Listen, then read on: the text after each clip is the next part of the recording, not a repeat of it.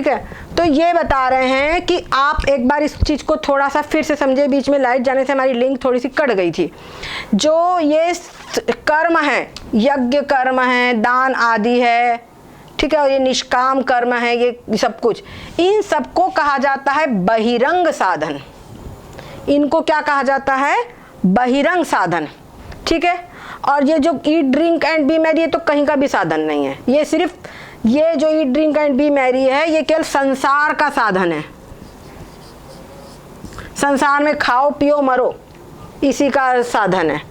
ठीक है, तो सकाम कर्म किया तो सकाम कर्म भी संसार के देने वाले, जो ये सकाम शुभ कर्म है, इससे भी क्या होगा?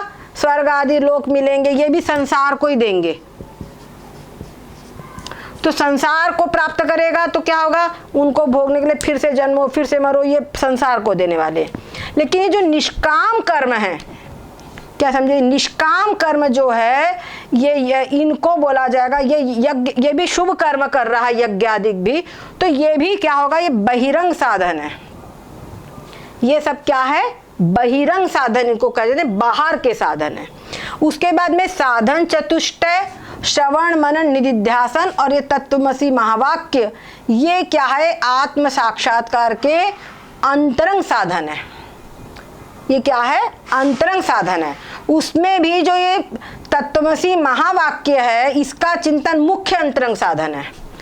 उसके अपेक्षा श्रवण मनन निधिध्यासन बाहर के साधन है, बहिरंग है। समझ गए? ये तत्वमसी महावाक्य की अपेक्षा निधिध्यासन बाहर का, इसकी अपेक्षा मनन बाहर का, बाह्य साधन है, बहिरंग साधन है। मनन की अपेक्षा श्रवण बहिरंग साधन है। उसी प्रकार से श्रवण की अपेक्षा जो साधन चतुष्टय है, ये बहिरंग है, और इनकी अपेक्षा ये जो निष्काम कर्म है, ये बहिरंग है। इनकी अपेक्षा सकाम कर्म शुभ कर्म जो है, ये बहिरंग है। और इधर अपन ऐसे चलेंगे तो सकाम कर्म की अपेक्षा निष्काम अंतरंग है, इसकी अपेक्षा साधन चतुष्टय अंतरंग है, इसकी अपेक्षा श्रवण मनन निध्यासन अंतरंग है, उनकी अपेक्षा तत्वमसी महावाक्य का जो चिंतन है वो अंतरंग है।